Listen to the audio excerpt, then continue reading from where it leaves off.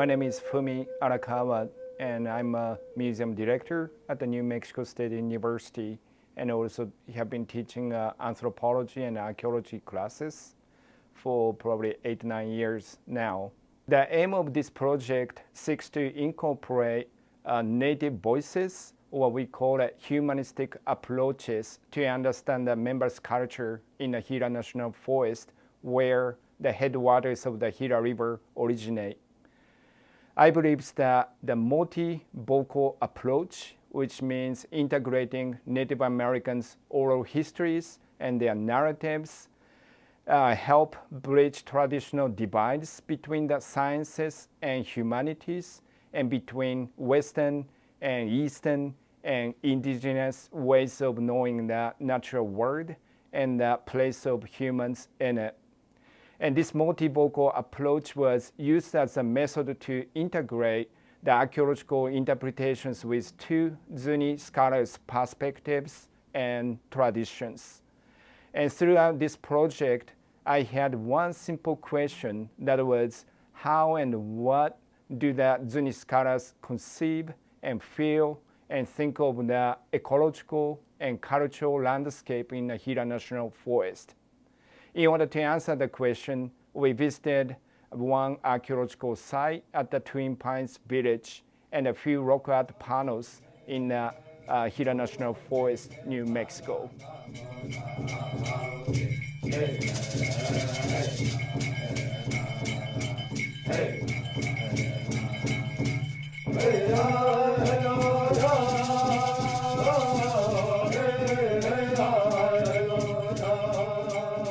About 1970, I got initiated into a medicine society, learned a lot of the history of our people from my grandfathers.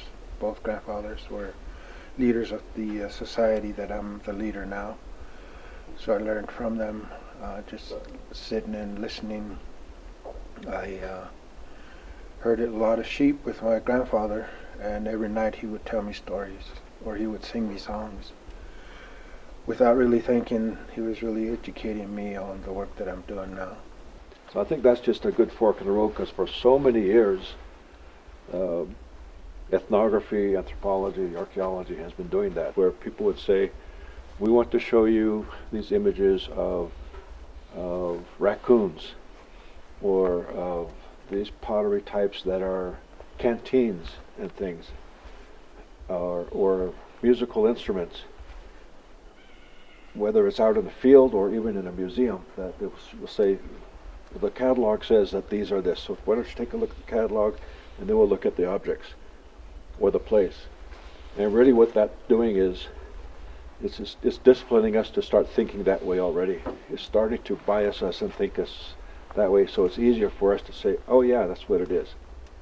Whereas what we think that the field should be doing, and we got into some of that last night, because actually it was good conversation, is like, for example, I would have said, just we're going to bring you to this place and show it to you, and to say, what do you think? And so that we would just with a fresh perspective, study it and then tell you what we think.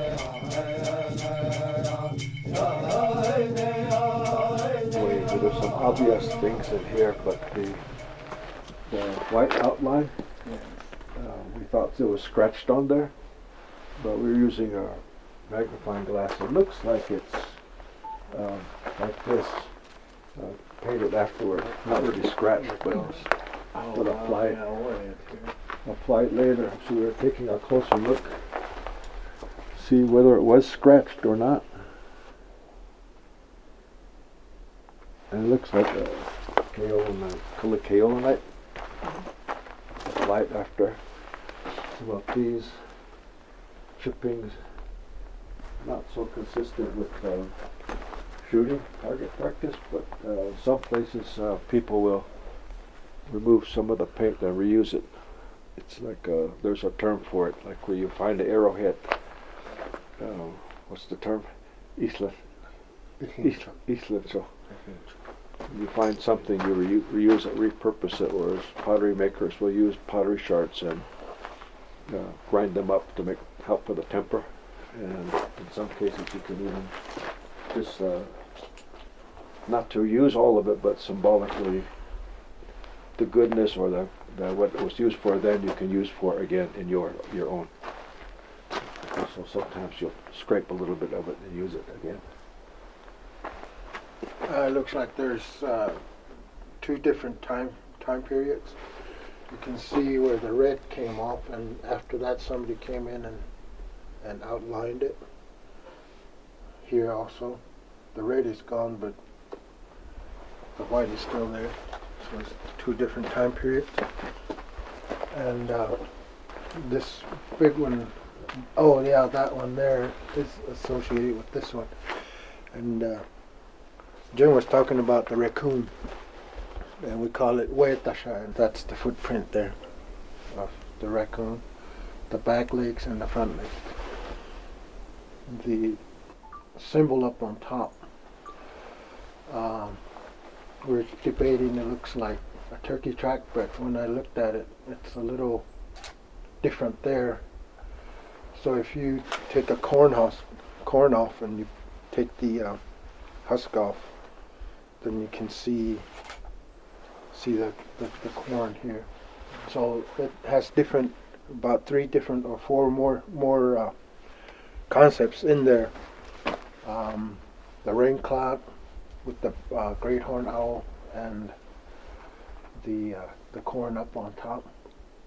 So there's a lot of information. And then this one here, we're discussing that up in DY Tawayalan, there's a place up, not on top of the mesa, but halfway up.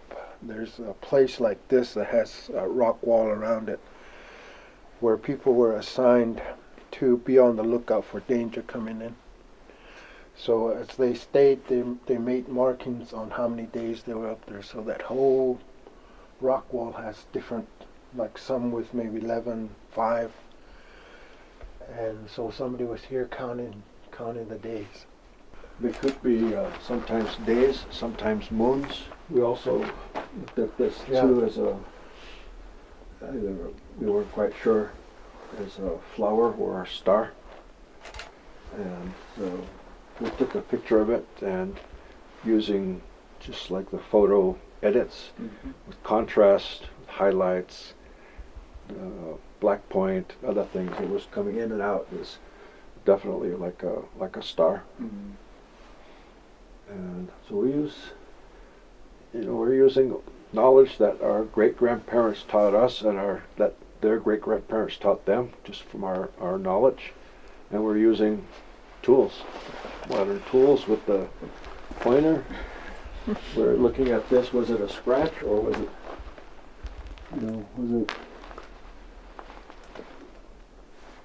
we said it was painted afterwards, so we're using both.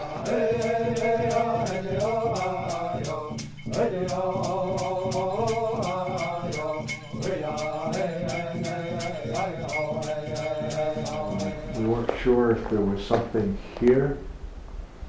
Let's see. And there's something right there and right there. We weren't sure if that was coincidental or if somebody had left that. I think this is important, again, that we were saying that sometimes Native people are in these situations and they feel like, well, somebody's finally listening to me, and they'll talk, and maybe even stretch things a little bit. But what we found is more important for us is just to say, if we don't know, we don't know, rather than to try to stretch it. So that's something that we are very attentive to, is just to say we don't know. If you want to say something about it in early form. Yeah, there's petroglyphs down the Colorado River. It identifies what we look like when we emerged from the bottom of the Grand Canyon, how we were transformed to upright figures, and then a trail going to the middle place. But the first figure has webbed hands, webbed feet, tail, and protrusions in the forehead. And all of our oral history states that that's how we looked when we came out. And then the other one, they don't have webbed hands, they're a little taller, and then there's a trail that goes to the circle, the middle place. So when we see the what archaeologists call anthropomorphic figures, is what we actually look like, and we see them everywhere. See them around the San Juans, the Grand Canyon, Walnut Canyon, all the way up to Deming. So they're leaving that information behind so that they will never forget how we were transformed. What we were always told since we were children was that the earliest people in the earliest form, when they came to the surface, had protrusions on their head. They had tails, they had webbed hands, webbed feet, and those were later removed so that we're in the form that we are now.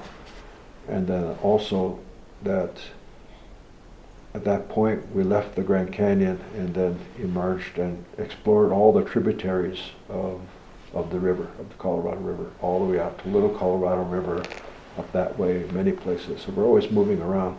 So again, saying that, remember, as we were talking about last night, birds have two eyes, frogs have two eyes, fish have two eyes. We're not that different.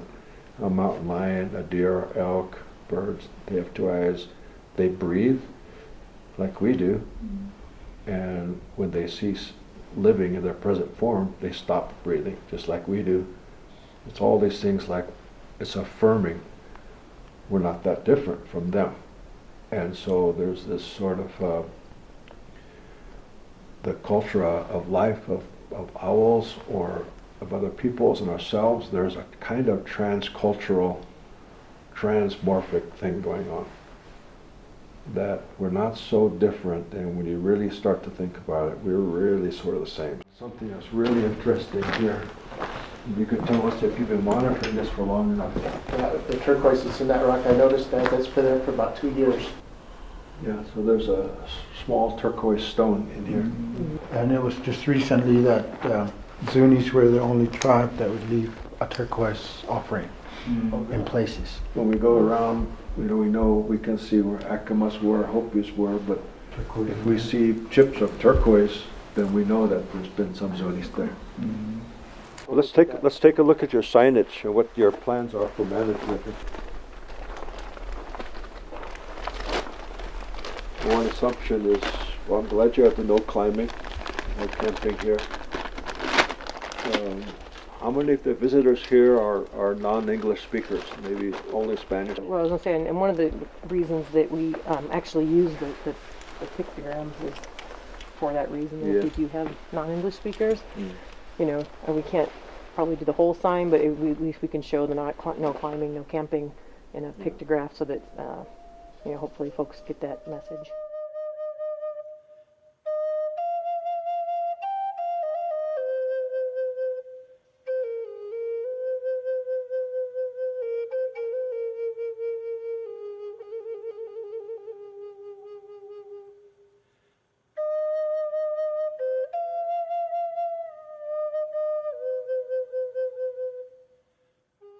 So since we don't have much time, I just want to show you and give you a big picture of this side look like, if you don't mind. The square box things, Right. Yep. that's right here. And then we are standing probably around here. We call it plaza. There's another structure there. This is this. And then we are just pretty much standing like this big. We call it area 100. There are another one, like 2 or 3 different, we call it room blocks, or those different compound areas. This was actually a room. They found at least 2 or 3 walls, and of course it was heavily looted by looters in the past, but they could still find some nice floor a little bit, and then 2 or 3 walls too. So actually that was the best kind of spot for students. So the floors were intact? Yeah, like probably 1/3 of the floor was still intact, because whenever they dug, they used the shovels and they just dug like that way. Yeah. And then this triangular area is still untouched. Yeah. Have you ever used those ground penetrating? Yeah. That's what they found, those walls in Toriet Lake. Yeah, but right here it seems like this scrapped or scraped or how to call it. Yeah, just They plowed down and plow just down and then rock is created- all over. Yeah. Then just does not penetrate to Oh. the ground, unfortunately.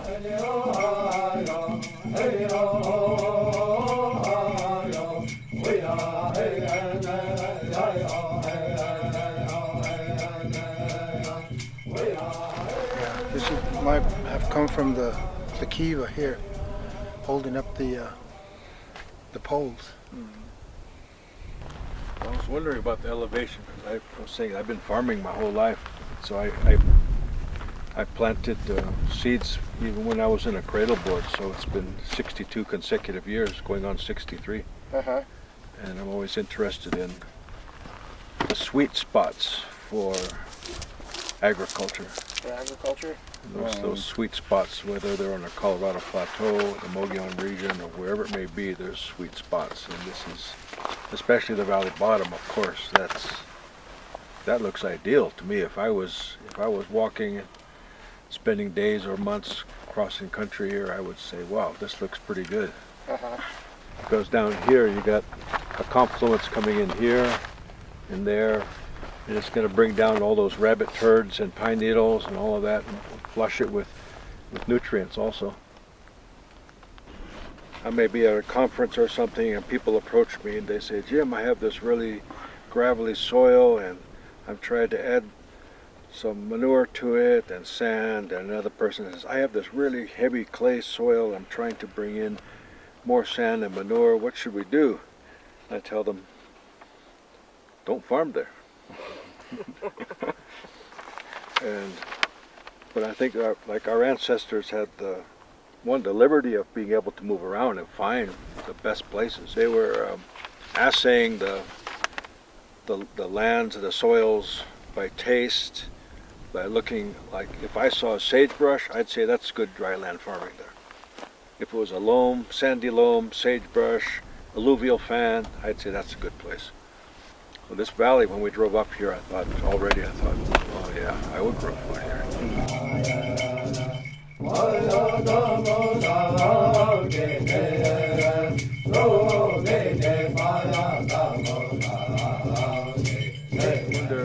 Just telling Fumi that these people started building walls so they could get out of the wind. And these people are trying to get out of the wind, so they got closer to the tree line. And if you're a farmer and you're out living and there's, farmers, you don't have tree shade. Right. And you don't have windbreaks. And when you're done working in the field all day, you want to get out of the wind. And you try to get up close to the tree lines. Well, what about the ridges? So I'm very interested. I don't know if you've ever, there's some work that Octavius and I worked on. I initiated back in the 2000s on map art. And I've always been interested in the view sheds of place, because everybody was in these places, but then they were going to communicate with other people and send messages. So these ridges from High Point and communicate to another place, another village, to another area by fire or otherwise, or smoke.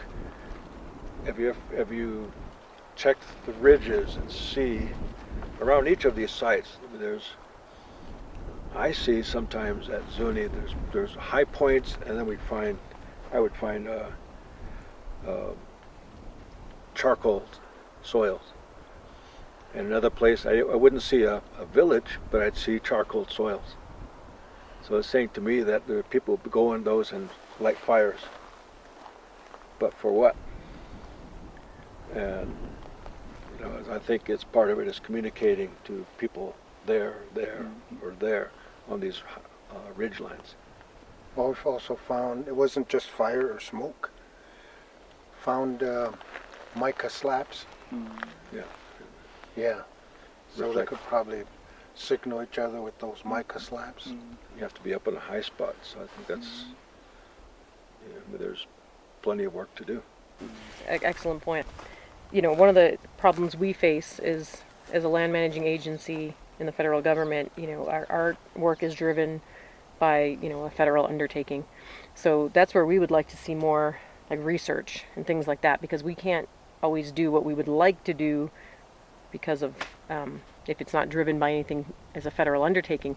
But that's where we invite our university partners or our tribal partners to come out and do studies to do exactly what you're talking about, because, you know, if those things exist, that's the only way we're going to find them. The Eagle Peak is important. Yeah. Yeah, all these high points. I would love to, if I had time, go up to all the high points in the Southwest.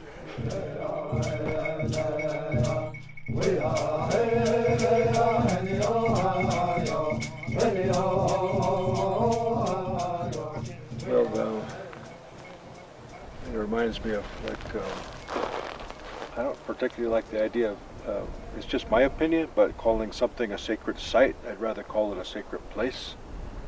A site is too specific. You can GPS this and say, we'll protect this site, but it's the context of that there being water there, that there's water over there, that makes this whole place sacred.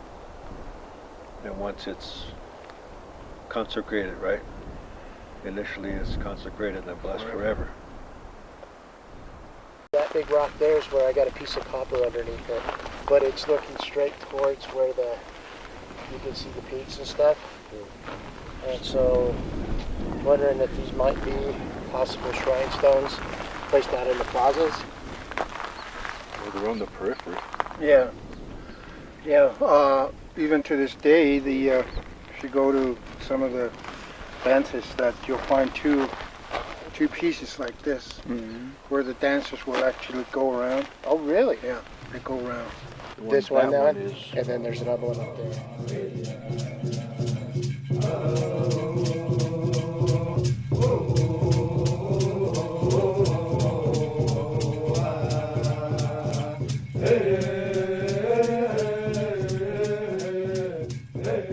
We were working at Lake Roberts when they wanted to expand the spillway. Spirit Canyon. Spirit probably. Canyon, yes. They found a lot of round conglomerate. They considered them as just site trash. We mentioned that they were very important for our rain priest. And so what they did was, instead of throwing them away, they took them back to Zuni. So I'm pretty sure that all of these people during that time, were one people. It was the archaeologists that gave them all these different names. And I've been trying to get my Puebloan friends and brothers and wanting to make that statement saying that we are the same people. And I didn't really have a good point until we went to Canyon of the Ancients and worked there, and it was their determination that there was 80,000 people there at that time.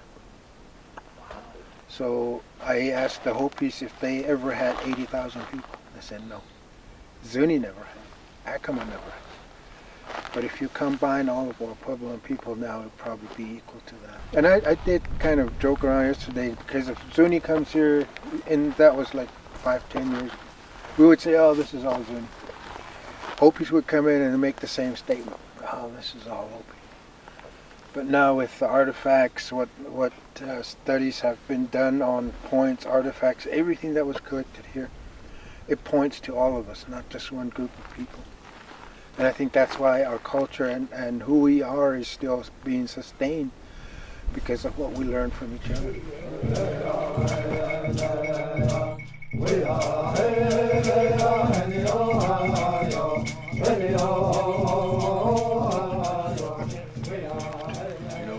So Octavianus and I both bow hunt. Yes.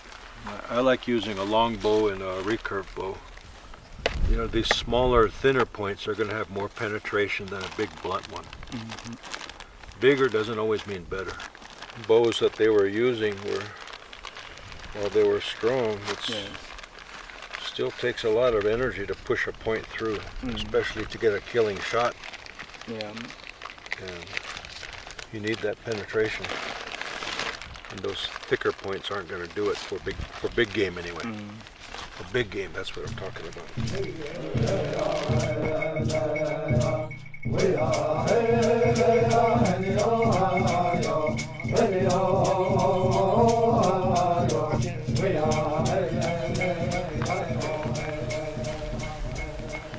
So I would like to know more about ecology in this area.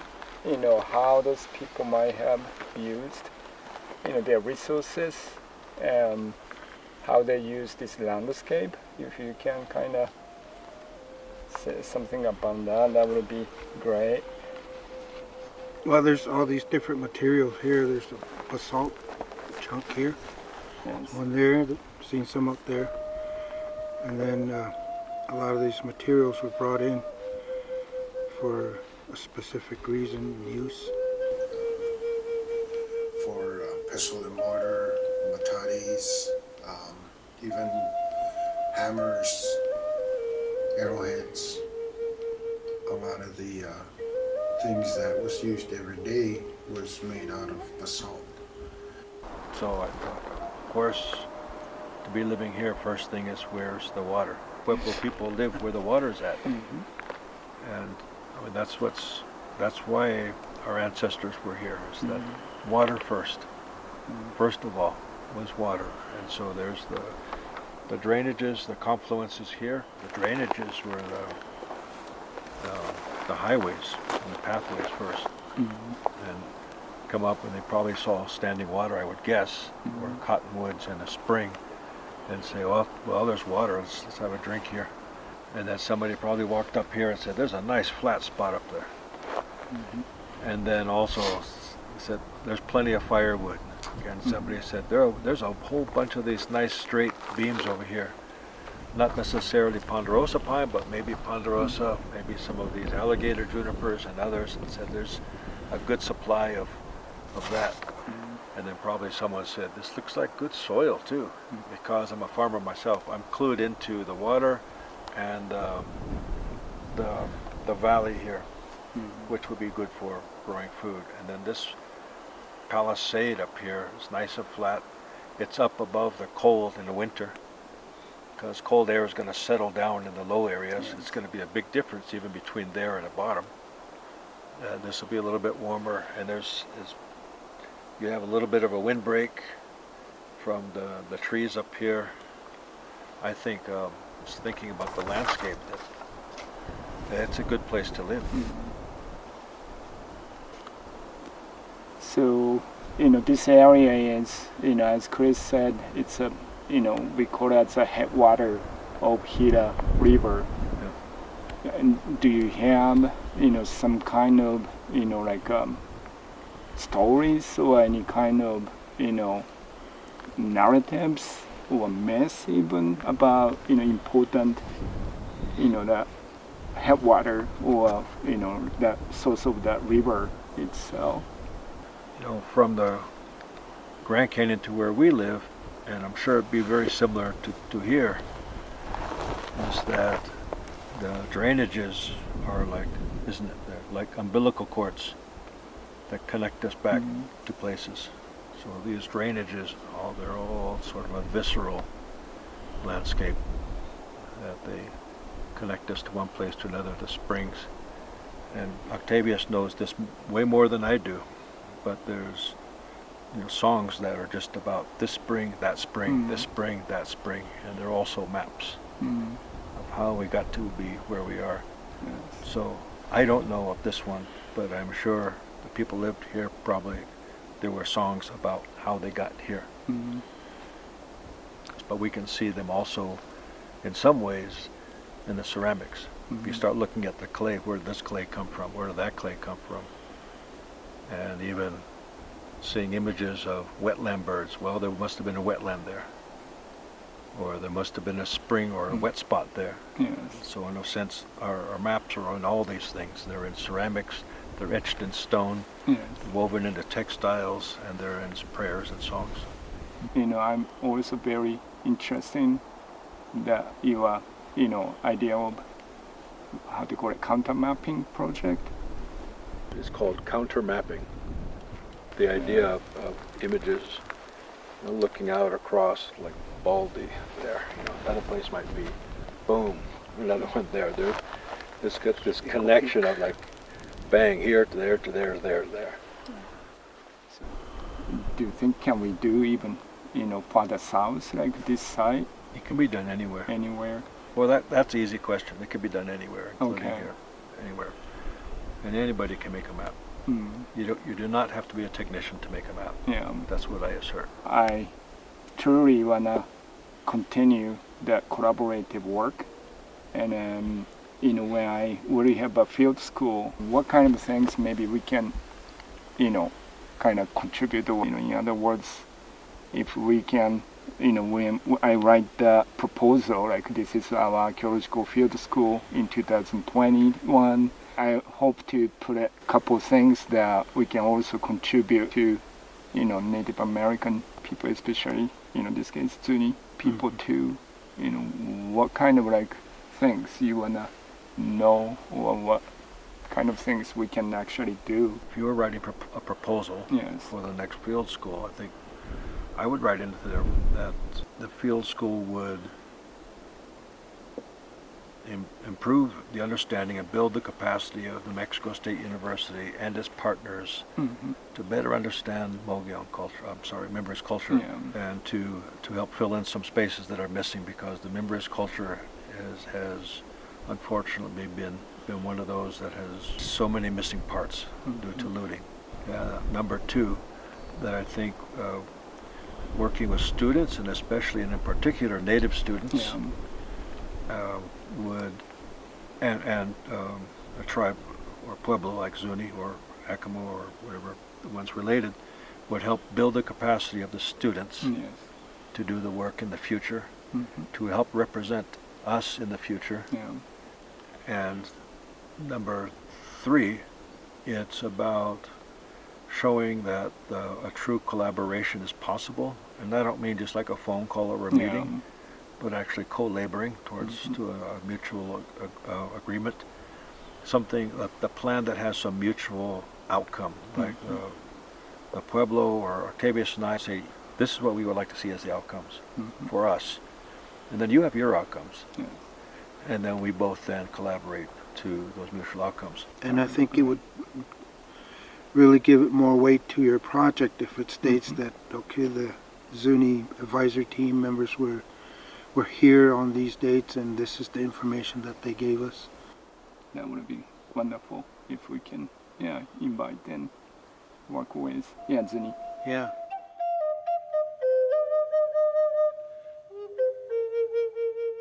I think our project went, very successfully, and I think so because, this was our kind of pilot studies, and we didn't know what actually happens, but the people we invited, those two Zuni scholars, the Octavius and Jim, are very knowledgeable about their own cultures, and also they know how to kind of interact with people, who are non-native scholars.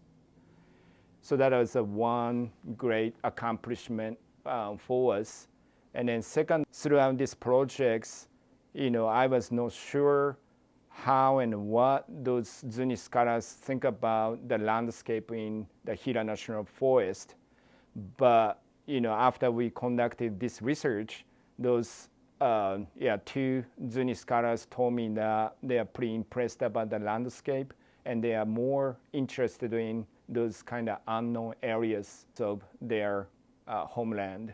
So I feel that this project actually helped them reconnect, their oral histories and maybe their, clan or their own traditions into the actual landscape where they could actually see and touch and also feel about it.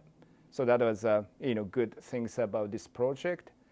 And finally, for us as academic settings, we actually could add one more layer of archaeological interpretations. That means we usually heavily relied on scientific, very systematic way of knowing the past. But integrating Native Americans' voices actually give us an alternative way of knowing and understanding the landscape, especially in the Gila National Forest. So that was very, very successful projects. So in the future, I truly hope that we can continue this collaborative work, and then if we continue work closely with Zuni and maybe other Pueblo groups and or Apache or Navajo groups, and then I hope that we can actually create more partnership instead of collaborative work. And for me, the term partnership means it's a long-term commitment or long-term research goals that we share. So that once we establish the partnership, then we can actually do more archaeological research with them, and we can better understand our archaeological data and research. Another thing that in the future, my students who participate in the field school also will engage and involve their archaeological research with those native people, because the native scholars and native people have much rich knowledge and experience and traditions. So whenever I have a field school, then my students and Zuni or other Pueblo groups can work together, and then they can actually understand both scientific and humanistic approaches together.